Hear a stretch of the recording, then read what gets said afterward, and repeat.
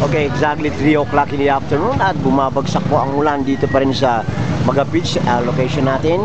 At ganito na po ang ating situation dito. Nakahimpil at nakaparada yung mga sasakyan. Okay? And then dito naman sa bandang kanan, makikita natin ang ating mga passengers, mga commuters na nakikisilong na po dito. Punuan na po dito, no? While the rain is going on. Ayan ha. Ito na yung additional ordeal na sinasabi natin ha. Maliban dun sa ordeal ng pag-cross ng bridge, ito na ang biglang patak ng ulan. At ito ay nagdulot ng karagdagang perwisyo sa ating mga kababayan. Ito yung mga updates pa rin dito sa mga kaganapan dito sa Magapit Suspension Bridge, na kung saan po ay temporary closed to traffic. At siyempre gagamit po tayo ng mga ferry boats para tumawid dito sa Cagayan River.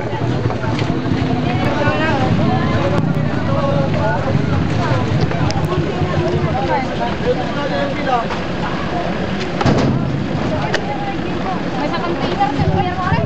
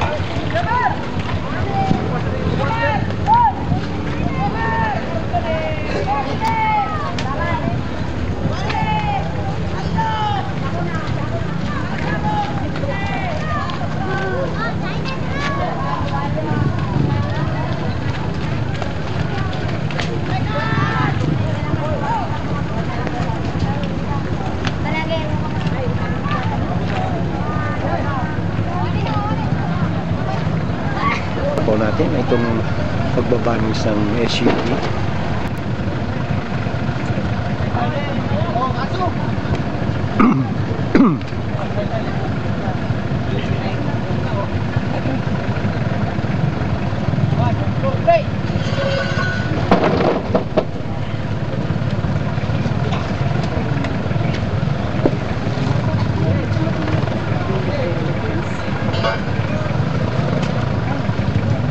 So seeing to it that everything is in order bago pinabababa yung mga sasakyan na sakay nitong ferry boat. Yan, una po yung single motor, medyo dumudulas po yung bandang likod, so konting alalay ang kailangan niya.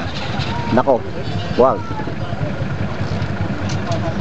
Wow, baka lilipad ka niyan. Alalay, ayan ang kailangan, alalay. Hindi na pa kailangan dito magyabang. Yan, unang motorboat. Okay. Then kailangan din alalay nun, tulad ng ginawa sa una. Huwag mo ipilit, kaibigan.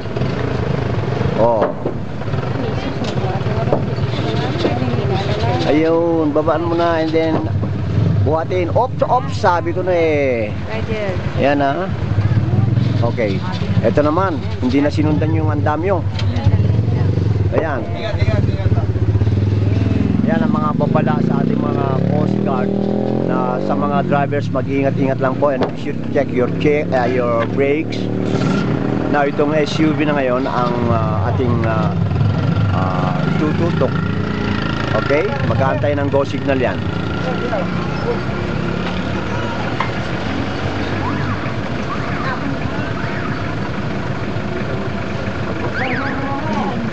Ayan, at medyo tumigil ang patak ng ulan. Thanks God.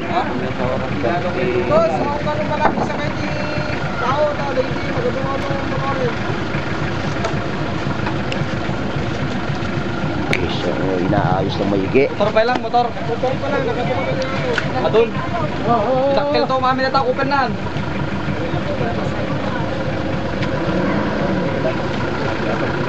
Ayan, kailangan magbibigay ng signal. Ayan, okay na signal, and then the SUV is now moving smoothly and finally crossing. Okay, next is another single motor coming up. Okay, and then yung okay, paunahin daw yung mga single motors. Okay, check your brakes. Dahan-dahan lang. Oh. Ayan, naririnig po natin yung mga friendly advisory mula sa ating mga friends na dahan-dahan lang. Okay?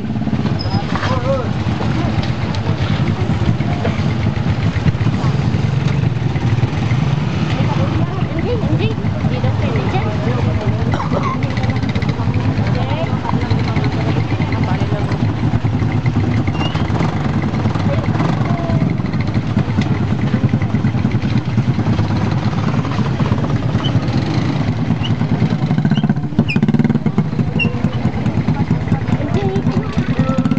Hindi, alalay ka sa preno mo ha. Alalay ka.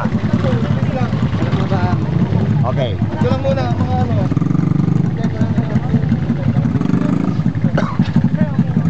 Okay lang ma'am, titignan po natin yung trim para balanse po kayong maglayag.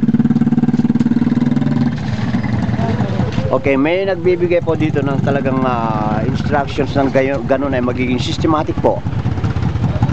Alalayan natin siguro yan. Oo ma'am, ano po tayo ngayon? Saglit lang po ma'am, ibababa po yung patrol Okay. ng polis. Ma'am, sir, ayan, again. Okay. Para at least maganda po ang ano, pagsakay po natin. Makakasakay po lahat po kayo. Makakasakay po lahat po kayo. Yun po sa dulo mo. Tulungan niya si Pare Eddie. Tulungan, alalay. Madulas yan, madulas. Okay. You're safe. Then, Mabalin din sa kulubat pataas ka na sa natin. Dan? Tao. Urepe lang, kargate pa yung may isang Saan pala? Ina, ano? Yun lang muna. Yung patrol na. okay. So yung police patrol na. Op. Saglit lang daw po. Saglit. Makakasakay po kayo. Sabi niya. Oo, Ayan. Antayin natin makababa yung police car.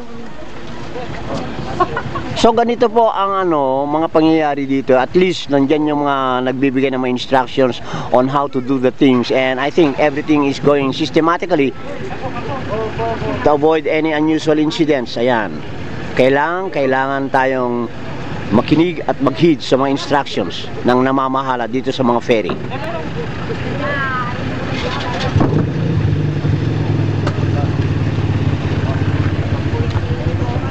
Sir, sandali na po. Ano lang yan? Makakasakay po kayo. Doon lang muna. Okay, so nakatutok ang ating camera dito sa police car mula pa rin sa Flora Police Station.